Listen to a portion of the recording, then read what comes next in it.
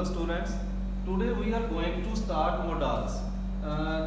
Has to, have to, will have to and had to. These are very important form of modals where we use has to and where we use have to.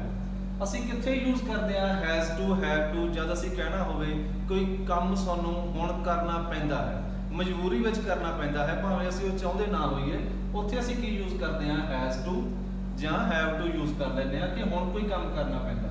It is used to express some compulsion, ਕੋਈ compulsion ਹੋਵੇ ਕਿ ਇਹ ਕੰਮ ਸਾਨੂੰ ਕਰਨਾ ਹੀ ਪੈਣਾ ਹੈ, obligation ਕੋਈ ਜ਼ਿੰਮੇਵਾਰੀ ਜਾਂ necessity ਜ਼ਰੂਰਤ।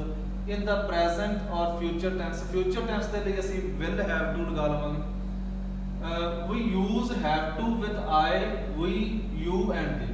have to ਕਿੱਥੇ ਯੂਜ਼ ਕਰਦੇ ਆ ਜਦ ਫਸਟ ਪਰਸਨ ਹੋਵੇ, ਅਸੀਂ ਆਪਣੇ ਬਾਰੇ ਗੱਲ ਕਰ ਰਹੇ ਹਾਂ, ਜਿਵੇਂ I, ਮੈਂ, we, ਅਸੀਂ, ਜਾਂ ਜਿਸ ਦੇ ਨਾਲ ਗੱਲ ਕਰ ਰਹੇ ਹਾਂ second person you, Ki use ਕਰਦੇ ਆ have to।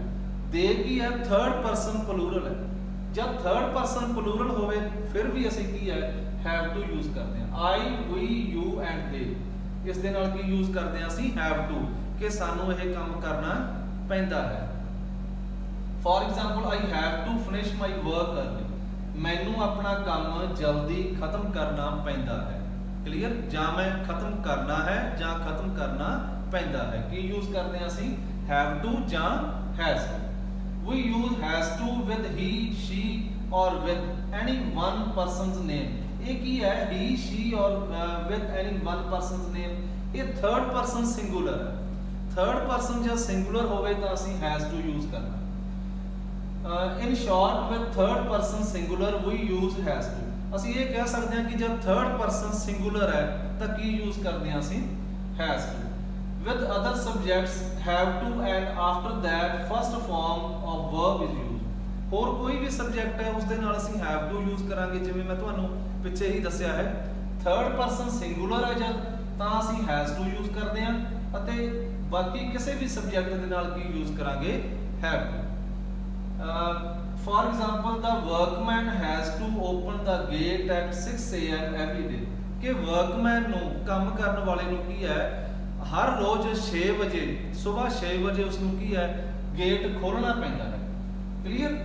ਇਹ ਕੀ ਹੈ ਉਸ ਦੀ ਇੱਕ ਮਜਬੂਰੀ ਹੈ ਕਿ ਉਸ ਨੂੰ ਇਹ ਕੰਮ ਕਰਨਾ ਪੈਂਦਾ ਹੈ, ਕਿਸੇ obligation ਦੇ ਲਈ, ਕੰਪਲਸ਼ਨ ਦੇ ਲਈ। the workman has to, workman ਕੀ ਹੈ ਹੁਣ ਇੱਕ ਸਿੰਗੂਲਰ ਸਬਜੈਕਟ ਹੈ, ਸਿੰਗੂਲਰ ਸਬਜੈਕਟ ਦੇ ਲਈ ਕੀ ਯੂਜ਼ ਕਰ ਲੈਂਦੇ ਆ has to first form. has to ਤੋਂ ਬਾਅਦ have to ਤੋਂ ਬਾਅਦ ਕੀ ਯੂਜ਼ ਕਰਦੇ ਆ ਫਸਟ ਫਾਰਮ। ਇੱਕ ਗੱਲ ਦਾ ਧਿਆਨ ਰੱਖੋ, ਤੁਹਾਡੇ ਸੈਂਟੈਂਸ ਵਿੱਚ ਜਦ ਜਿਹੜੀ ਮੇਨ ਵਰਬ ਹੈ ਕਿ ਉਸ ਨੂੰ ਕੰਮ ਕੀ ਕਰਨਾ ਪੈਂਦਾ ਹੈ, ਮੇਨ ਵਰਬ ਹੈ, ਉਸ ਦੇ ਸਾਹਮਣੇ ਕੀ ਹੈ ਜੇਕਰ to ਲੱਗਿਆ ਹੋਇਆ ਹੈ ਤਾਂ ਮੇਨ ਵਰਬ ਕੀ ਆਊਗੀ ਫਸਟ ਫਾਰਮ ਆਊਗੀ। ਕਲੀਅਰ? to ਤੋਂ ਬਾਅਦ ਕੀ ਹੈ ਸੈਂਟੈਂਸ ਦੇ ਵਿੱਚ ਜੋ ਵੀ ਵਰਬ ਆਉਂਦੀ ਹੈ to ਤੋਂ ਬਾਅਦ ਉਹ ਕੀ ਹੈ ਫਸਟ ਫਾਰਮ ਹੀ ਹੁੰਦੀ ਹੈ, ਸੈਕੰਡ ਜਾਂ ਥਰਡ ਨਹੀਂ ਹੁੰਦੀ। the workman has to open the gate at 6 AM every day।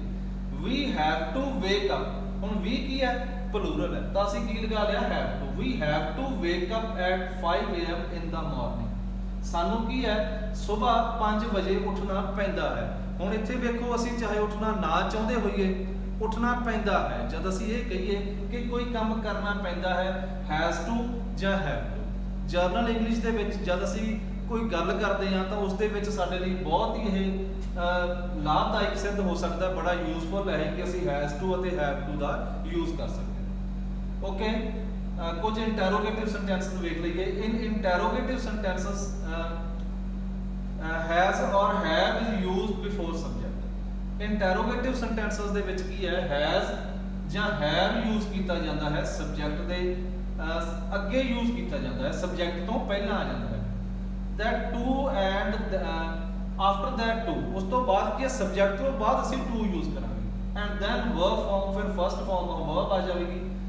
if any WH family word is given, ਜੇਕਰ WH family ਵਾਲਾ ਕੋਈ ਵਰਡ ਆਇਆ ਤੁਹਾਨੂੰ ਇਹ ਯਾਦ ਹੋਣਾ ਕਿ ਜਦ ਅਸੀਂ ਟੈਂਸਸ ਵਗੈਰਾ ਕੀਤੇ ਸੀ ਪਿਛਲੀਆਂ ਵੀਡੀਓਜ਼ ਦੇ ਵਿੱਚ, ਉਹਨਾਂ ਦੇ ਵਿੱਚ ਤੁਹਾਨੂੰ ਮੈਂ ਦੱਸਿਆ ਸੀ ਕਿ WH ਫਾਰਮ ਕੀ ਫੈਮਿਲੀ ਕੀ ਹੁੰਦੀ ਹੈ। ਇਸ ਦੇ ਲਈ ਡਿਟੇਲ ਵਿੱਚ ਤੁਸੀਂ ਜਾਣਨਾ ਹੈ ਤਾਂ ਤੁਹਾਨੂੰ ਪਿਛਲੀਆਂ ਉਹ ਵੀਡੀਓਜ਼ ਦੇਖਣੀਆਂ ਪੈਣਗੀਆਂ। if any WH family word is given that is used before has or have, ਫਿਰ ਉਹ ਕੀ ਹੈ has ਅਤੇ have ਤੋਂ ਵੀ ਸਾਹਮਣੇ ਯੂਜ਼ ਕੀਤਾ ਜਾਂਦਾ, ਉਸ ਤੋਂ ਵੀ ਪਹਿਲਾਂ ਯੂਜ਼ ਕੀਤਾ ਜਾਂਦਾ ਹੈ ਇੰਟਰੋਗੇਟਿਵ ਦੇ ਵਿੱਚ। ਵੈਸੇ ਤਾਂ ਤੁਹਾਨੂੰ ਜਿਵੇਂ ਮੈਂ ਦੱਸਿਆ ਹੈ ਕਿ ਇੰਟਰੋਗੇਟਿਵ ਸੈਂਟੈਂਸ ਦੇ ਵਿੱਚ ਸਬਜੈਕਟ ਤੋਂ ਅੱਗੇ ਆ ਜਾਂਦਾ ਹੈ ਹੈਜ਼ ਜਾਂ ਹੈਵ। ਜੇਕਰ ਕੋਈ WH ਫੈਮਿਲੀ ਵਾਲਾ ਵਰਡ ਹੈ ਤਾਂ ਉਹ ਕੀ ਹੈ ਹੈਜ਼ ਜਾਂ ਹੈਵ ਤੋਂ ਵੀ ਅੱਗੇ ਆ ਜਾਂਦਾ ਹੈ। Clear.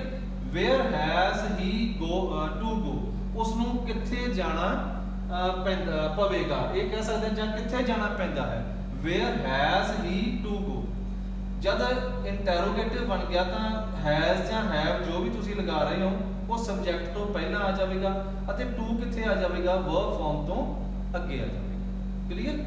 What have I to do before you arrive, ਮੈਨੂੰ ਕੀ ਕਰਨਾ ਪਵੇਗਾ ਤੁਹਾਡੇ ਆਉਣ ਤੋਂ ਪਹਿਲਾਂ। What have I to do, ਮੈਨੂੰ ਕੀ ਜਾਂ ਮੈਂ ਕੀ ਕਰਨਾ ਹੈ, ਮੈਂ ਕੀ ਕਰਨਾ ਹੈ ਤੁਹਾਡੇ ਆਉਣ ਤੋਂ ਪਹਿਲਾਂ। ਵਟ ਹੈਵ ਆਈ, ਹੈਵ ਕਿੱਥੇ ਆ ਗਿਆ ਸਬਜੈਕਟ ਤੋਂ ਪਹਿਲਾਂ। What have I to do, to ਕਿੱਥੇ ਆ ਗਿਆ ਵਰਬ ਫਾਰਮ ਤੋਂ ਪਹਿਲਾਂ। ਬਿਫੋਰ ਯੂ ਅਰਾਈਵ, ਤੁਹਾਡੇ ਆਉਣ ਤੋਂ ਪਹਿਲਾਂ ਮੈਂ ਕੀ ਕਰਨਾ ਹੈ। With whom has she to play, ਕਿਸ ਦੇ ਨਾਲ। ਵਿਦ whom ਕੀ ਹੁੰਦਾ, ਕਿਸ ਦੇ ਨਾਲ। has she to play, ਉਸਨੇ ਕਿਸ ਦੇ ਨਾਲ ਖੇਡਣਾ ਹੈ, ਜਾਂ ਉਸਨੇ ਕਿਸ ਦੇ ਨਾਲ ਉਸਨੂੰ ਕੀ ਹੈ ਖੇਡਣਾ ਪਵੇਗਾ, ਹੁਣ ਖੇਡਣਾ ਪਵੇਗਾ, ਹੁਣ ਦੀ ਗੱਲ ਕਰ ਰਹੇ ਹਾਂ। ਕਲੀਅਰ। ਵਿਦ whom ਕਿਸ ਦੇ ਨਾਲ, has ਕਿੱਥੇ ਆ ਜਾਵੇਗਾ ਸਬਜੈਕਟ ਤੋਂ ਅੱਗੇ। With whom has she to play, ਉਸਨੂੰ ਕਿਸ ਦੇ ਨਾਲ ਜਾਂ ਉਸਨੇ ਕਿਸ ਦੇ ਨਾਲ ਖੇਡਣਾ ਹੈ।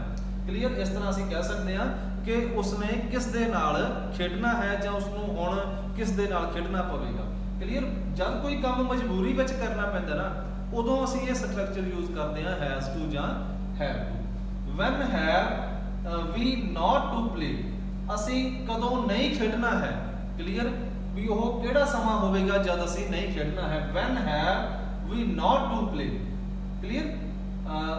ਪੋਜ਼ਿਟਿਵ ਸੈਂਟੈਂਸਸ ਵੇਖ ਲਈਏ, ਇਹ ਇੰਟਰੋਗੇਟਿਵ ਸੈਂਟੈਂਸਸ ਹਨ। ਸਿੰਪਲ ਸੈਂਟੈਂਸਸ ਨੂੰ ਪੋਜ਼ਿਟਿਵ ਸੈਂਟੈਂਸ ਕਹਿੰਦੇ ਹਨ। ਉਹ ਕਿਸ ਤਰ੍ਹਾਂ ਬਣੇਗਾ, we have to dig a big pit to plant a plant। we have to dig, ਸਾਨੂੰ ਕੀ ਆ ਪੁੱਟਣਾ ਪੈਣਾ ਹੈ, ਸਾਨੂੰ ਡਿਗ ਕਰਨਾ। ਡਿਗ ਕੀ ਹੁੰਦਾ, ਕੁਝ ਪੁੱਟਣਾ। we have to dig a big pit, pit ਕੀ ਹੁੰਦਾ, ਕੋਈ ਟੋਇਆ ਪੁੱਟਣਾ। to plant a plant, ਕੀ ਬੀਜਣ ਦੇ ਲਈ, ਸਾਨੂੰ ਲਗਾਉਣ ਦੇ ਲਈ, ਇੱਕ ਪੌਦਾ ਲਗਾਉਣ ਦੇ ਲਈ, ਪੌਦਾ ਇੱਕ ਪਲਾਂਟ ਕਰਨ ਦੇ ਲਈ। ਇਹ ਪਲਾਂਟ ਕੀ ਹੈ ਐਜ਼ ਅ ਵਰਬ ਆਇਆ ਹੋਇਆ, ਉਸ ਦੇ ਅੱਗੇ ਅਸੀਂ ਕੀ ਲਗਾਤਾ, ਟੂ ਲਗਾਤਾ, ਅਤੇ ਅੱਗੇ ਵਾਲਾ ਜੋ ਪਲਾਂਟ ਹੈ ਉਹ ਐਜ਼ ਅ ਨਾਉਨ ਆਇਆ। we have to dig a big pit, ਸਾਨੂੰ ਇੱਕ ਵੱਡਾ ਟੋਇਆ ਪੁੱਟਣਾ ਪੈਣਾ ਹੈ। to plant a plant, ਇੱਕ ਪੌਦਾ ਲਗਾਉਣ ਦੇ ਲਈ। Okay. until when will you complete your work, कब तक। until when कब तक will you complete your work, ਇਹ ਫਿਊਚਰ ਵਾਲਾ ਇੱਕ ਸੈਂਟੈਂਸ ਇੱਥੇ ਹੈ। until when कब तक will you complete your work। next sentence देखो, I cannot give you company to watch movie as I have to stay at home। I cannot give you company, ਮੈਂ ਤੁਹਾਨੂੰ company ਨਹੀਂ ਦੇ ਸਕਦਾ, ਵੀ ਮੈਂ ਤੁਹਾਡੇ ਨਾਲ ਕੀ ਹੈ ਨਹੀਂ ਜਾ ਸਕਦਾ। to watch movie, ਮੂਵੀ ਦੇਖਣ ਦੇ ਲਈ। as I have to stay at home, ਕਿਉਂਕਿ ਮੈਨੂੰ ਘਰੇ ਰੁਕਣਾ ਪੈਣਾ ਹੈ। ਹੁਣ ਦੇਖੋ ਉਹ ਕੀ ਹੈ, ਆਪਣੀ ਕੋਈ ਮਜਬੂਰੀ ਦੱਸ ਰਿਹਾ ਹੈ ਕਿ ਮੈਨੂੰ ਇਹ ਕੰਮ ਕਰਨਾ ਪੈਣਾ ਹੈ। ਜਦ ਕੋਈ ਕੰਮ ਕਰਨਾ ਪੈਂਦਾ ਹੈ ਤਾਂ ਅਸੀਂ have to ਜਾਂ has to ਯੂਜ਼ ਕਰ ਲੈਂਦੇ ਹਾਂ। ਸਬਜੈਕਟ ਸਾਡਾ I ਸੀ ਤਾਂ ਉਸ ਦੇ ਨਾਲ ਅਸੀਂ have to ਲਗਾ ਲਿਆ। you have to fill this form to open an account, ਤੁਹਾਨੂੰ ਕੀ ਹੈ ਇੱਕ ਅਕਾਊਂਟ ਖੁਲਵਾਉਣ ਦੇ ਲਈ ਇਹ ਫਾਰਮ ਫਿਲ ਕਰਨਾ ਪੈਣਾ ਹੈ। have to। they have to finish their work till 5 PM, ਉਹਨਾਂ ਨੂੰ ਆਪਣਾ ਕੰਮ ਕੀ ਹੈ 5 ਵਜੇ ਤੱਕ, ਸ਼ਾਮ ਦੇ 5 ਵਜੇ ਤੱਕ ਪੂਰਾ ਕਰਨਾ ਪਵੇਗਾ। ਫਿਰ have to ਲਗਾ ਲਿਆ ਕਿਉਂਕਿ ਸਬਜੈਕਟ ਸਾਡਾ plural C. I have to pay my phone bill tomorrow, ਮੈਨੂੰ ਕੀ ਹੈ ਆਪਣਾ ਫੋਨ ਬਿੱਲ ਕੱਲ ਨੂੰ ਭਰਨਾ ਪੈਣਾ ਹੈ। ਹੁਣ ਇਹ ਵੇਖੋ ਭਰਨਾ ਪੈਣਾ ਹੈ ਕਿਉਂਕਿ ਬਿੱਲ ਕਿਸੇ ਨੂੰ ਵੀ ਚੰਗਾ ਨਹੀਂ ਲੱਗਦਾ ਕਿ ਬਿੱਲ ਭਰੀਏ, ਤਾਂ ਇਹ ਕੀ ਹੈ ਕਰਨਾ ਪੈਂਦਾ ਹੈ। ਜਦ ਕੋਈ ਕੰਮ ਤਾਂ ਕੀ ਲਗਾਵਾਂਗੇ ਅਸੀਂ have to। I have to pay my phone bill tomorrow। clear। after that I have to buy this bike, ਮੈਨੂੰ ਇਹ ਬਾਈਕ ਖਰੀਦਣੀ ਪੈਣੀ ਹੈ। ਠੀਕ ਹੈ। ਚਾਹੇ ਉਹ ਨਾ ਖਰੀਦਣੀ ਚਾਹੁੰਦਾ ਹੋਵੇ, ਜਦ ਇਸ ਤਰ੍ਹਾਂ ਕਹਿ ਰਹੇ ਆ ਨਾ ਕਿ ਮੈਨੂੰ ਇਹ ਕੰਮ ਕਰਨਾ ਪੈਣਾ ਹੈ ਤਾਂ ਕੀ ਅਸੀਂ have to ਦਾ। ਕੁਝ ਨੈਗੇਟਿਵ ਸੈਂਟੈਂਸਸ ਦੇਖਦੇ ਆ ਕਿ ਨੈਗੇਟਿਵ ਵਿੱਚ ਅਸੀਂ ਕਿਸ ਤਰ੍ਹਾਂ ਕਹਿ ਸਕਦੇ ਹਾਂ ਇਸ ਨੂੰ। you don't have to wait for me, ਜਦ ਅਸੀਂ ਕਹੀਏ ਨਾ ਕਿ ਤੁਹਾਨੂੰ ਮੇਰਾ ਇੰਤਜ਼ਾਰ ਕਰਨ ਦੀ ਜ਼ਰੂਰਤ ਨਹੀਂ ਹੈ, ਨਹੀਂ ਕਰਨਾ ਪਵੇਗਾ, ਤੁਹਾਨੂੰ ਮੇਰਾ ਇੰਤਜ਼ਾਰ ਨਹੀਂ ਕਰਨਾ ਪਵੇਗਾ। you don't have to wait for me, ਤੁਹਾਨੂੰ ਮੇਰਾ ਇੰਤਜ਼ਾਰ ਨਹੀਂ ਕਰਨਾ ਪਵੇਗਾ, don't ਲਗਾ ਲਿਆ ਸੀ। thank God I don't have to go to work on Sunday, ਕੀ ਕਹਿ ਰਹੇ ਅਸੀਂ कि रब दा शुक्र है कि मैनू ऐतवार नूं काम ते नहीं जाना पैंदा। Thank God I don't have to, असीं की लगा लवांगे don't, I don't have to go. Clear, to कित्थे आवेगा, वर्ब फॉर्म दे बिल्कुल सामने आवेगा, to work on Sundays. He has completed his work so he does not have to stay at office.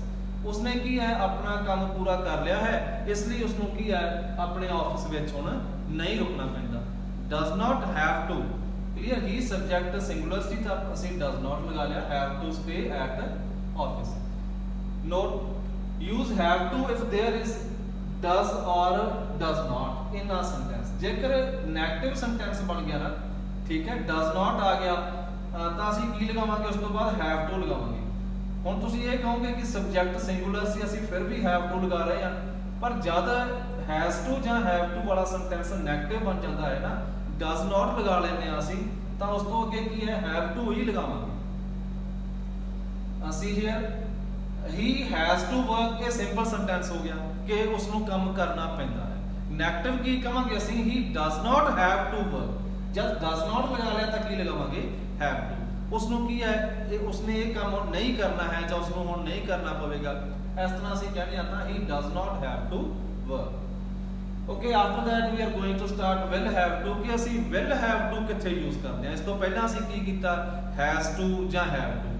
जद कोई काम सानू हुण करना पैंदा है ਤਾਂ ਕੀ यूज करते हैं, has to ਜਾਂ have to। सिंगुलर सब्जेक्ट है has to, प्लूरल सब्जेक्ट है ਤਾਂ have to यूज करते हैं। ਹੁਣ ਅਸੀਂ ਕਰਦੇ ਹਾਂ ਗੱਲ ਵਿਲ ਹੈਵ ਟੂ ਦੀ, ਕਿ ਆਉਣ ਵਾਲੇ ਸਮੇਂ ਵਿੱਚ ਕੋਈ ਕੰਮ ਮਜਬੂਰੀ ਵਿੱਚ ਕਰਨਾ ਪਵੇਗਾ, ਵਿਲ ਹੈਵ ਟੂ ਲਗਾਵਾਂਗੇ। when we want to say that someone has to do work in future time, then we use will have to। clear, future time ਵਿੱਚ ਕੋਈ ਕੰਮ ਕਰਨਾ ਪਵੇਗਾ। we use will have to with I, we, you, they, he, she, it, no matter subject is singular or plural।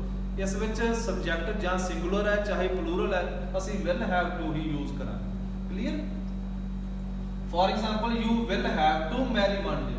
जे ਅਸੀਂ ਕਿਸੇ ਨੂੰ ਕਹੀਏ ਕਿ ਤੁਹਾਨੂੰ ਇੱਕ ਦਿਨ ਵਿਆਹ ਕਰਵਾਉਣਾ ਹੀ ਪਵੇਗਾ, ਆਉਣ ਵਾਲੇ ਸਮੇਂ ਵਿੱਚ, ਫਿਊਚਰ ਵਿੱਚ ਅਸੀਂ ਕਹਿੰਦੇ ਆ ਨਾ ਕਿ ਤੁਹਾਨੂੰ ਇਹ ਕੰਮ ਕਰਨਾ ਹੀ ਪਵੇਗਾ ਆਉਣ ਵਾਲੇ ਸਮੇਂ ਵਿੱਚ, ਤਾਂ ਅਸੀਂ ਕੀ ਯੂਜ਼ ਕਰਾਂਗੇ, will have. You will have to marry one day. Clear, before making any promise I will have to talk to my father. ਕੋਈ ਵੀ ਵਾਅਦਾ ਕਰਨ ਤੋਂ ਪਹਿਲਾਂ ਮੈਨੂੰ ਆਪਣੇ ਪਿਤਾ ਜੀ ਨਾਲ ਗੱਲ ਕਰਨੀ ਪਵੇਗੀ।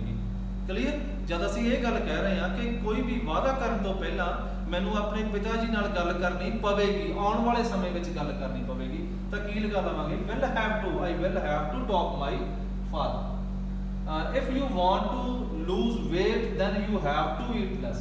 ਜੇਕਰ ਤੁਸੀਂ ਆਪਣਾ ਭਾਰ ਘੱਟ ਕਰਨਾ ਚਾਹੁੰਦੇ ਹੋ ਤਾਂ ਤੁਹਾਨੂੰ ਕੀ ਹੈ, ਘੱਟ ਖਾਣਾ ਪਵੇਗਾ, ਆਉਣ ਵਾਲੇ ਸਮੇਂ ਵਿੱਚ ਹੀ ਘੱਟ ਖਾਣਾ ਪਵੇਗਾ ਨਾ। ਅਸੀਂ ਕਿਸੇ ਨੂੰ ਸੁਜੈਸ਼ਨ ਦੇ ਰਹੇ ਹਾਂ ਤਾਂ ਕੀ ਕਰਾਂਗੇ ਅਸੀਂ, will have to, if you want to lose weight then you will have to, ਇੱਥੇ ਇੱਕ will ਵੀ ਲਗਾ ਲਓ, will have to eat less, ਤਾਂ ਤੁਹਾਨੂੰ ਕੀ ਹੈ, ਘੱਟ ਖਾਣਾ ਪਵੇਗਾ।